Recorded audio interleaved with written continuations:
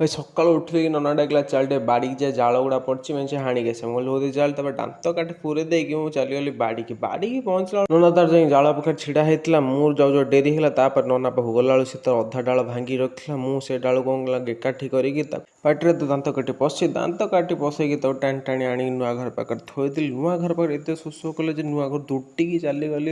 ଜାଳ ଥୋଇକି ଚୁପଚାପ ପାଣି ଟିକେ ପିଇଥିଲି।